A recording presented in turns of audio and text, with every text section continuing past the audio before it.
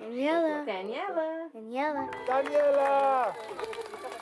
You don't realize how the little moments in your life, Un beso. the places you've been, how you grow up,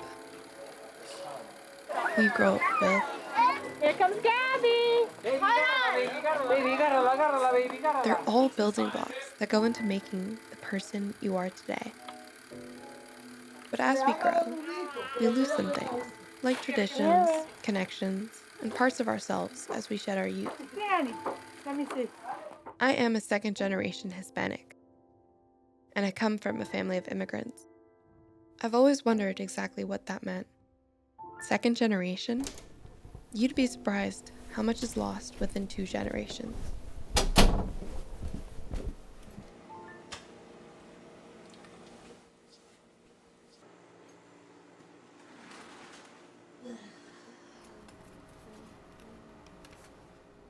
Wow, my parents look completely different. My abuela. I've never seen these photos. It's weird seeing him so young. All those years later. About a year ago, I interviewed my grandfather, Mario Recinos, a man who I've looked up to since I was young. To my family, he's better known as Compi, Compi, smile. Compi. an endearing nickname that loosely translates to compa in Spanish, meaning friend. Compi immigrated to this country from El Salvador in 1973, and like for many immigrants, his journey was not easy. I wanted to learn more about his story. Pero no, las cosas se fueron poniendo mal políticamente en El Salvador.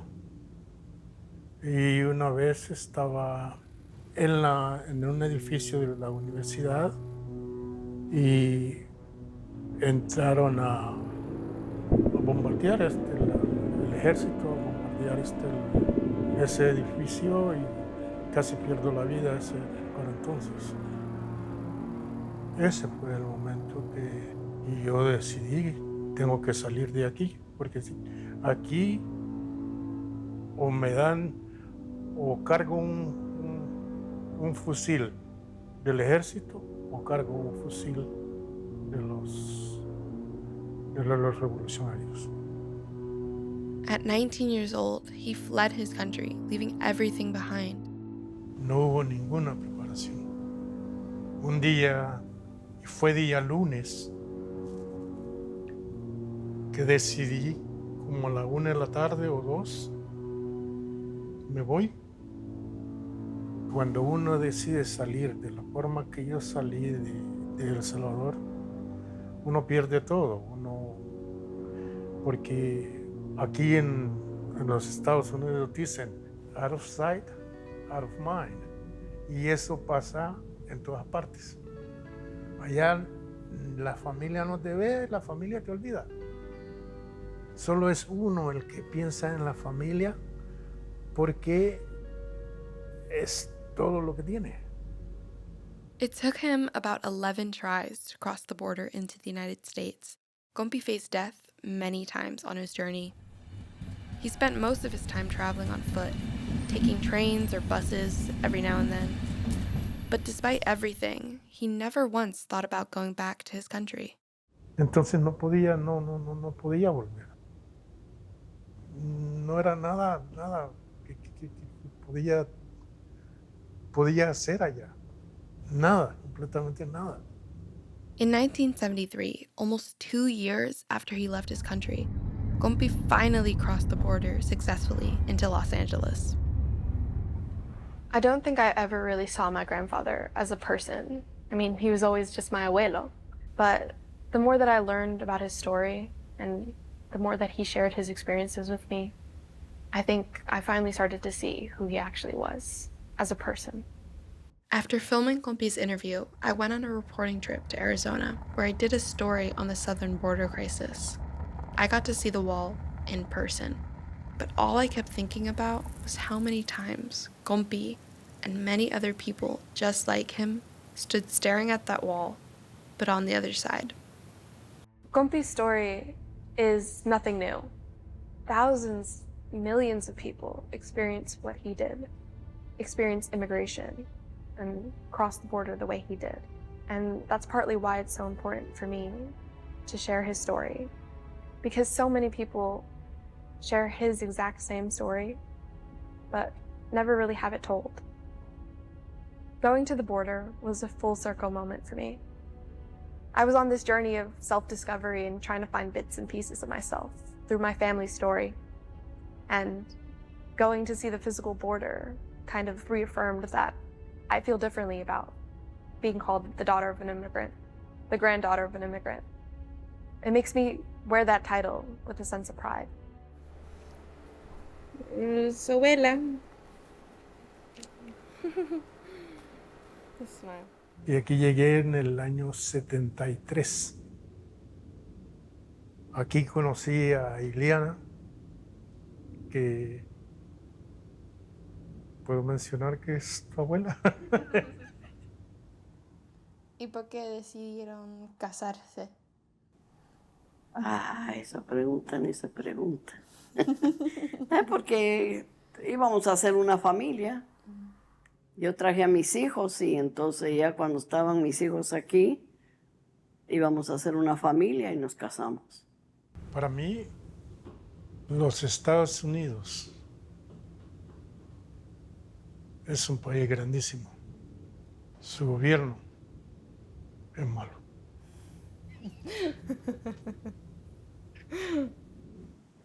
Bueno, la verdad que a mí me da pesar por toda esa gente que viene ahora a querer hacer un futuro aquí, pero ya este país ya no es como antes.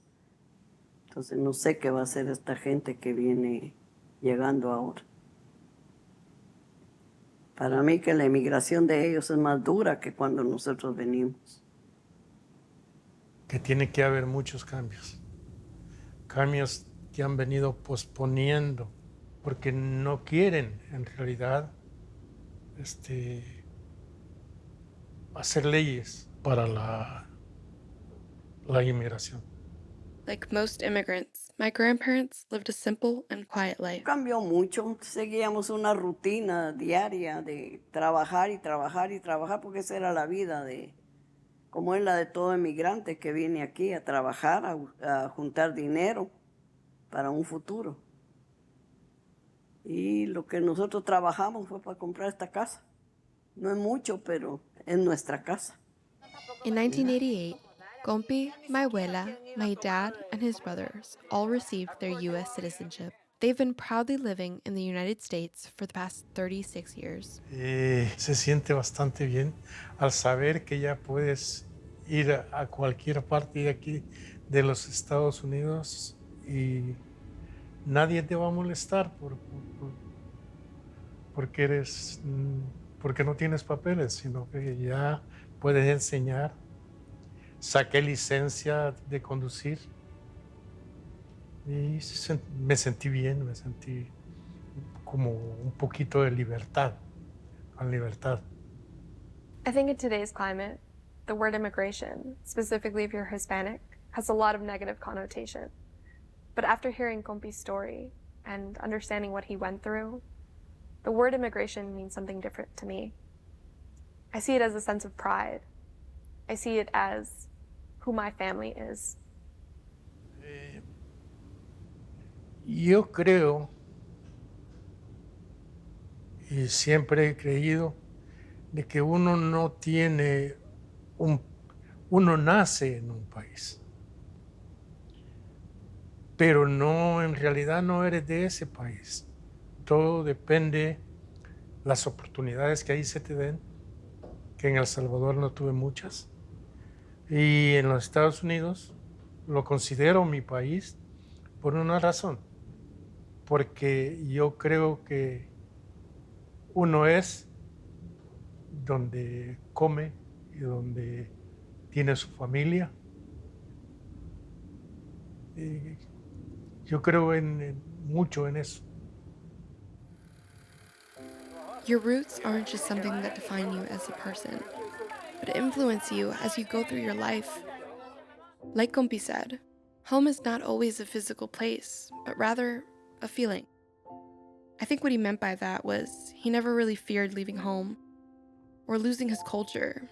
I think he always knew that as long as he had family, no matter where it is, no matter who it was, he had a sense of belonging. The closer I've become to my family, and the more I've learned about our history, the easier it is becoming to piece together who I am and what is home for me. My roots have brought me home.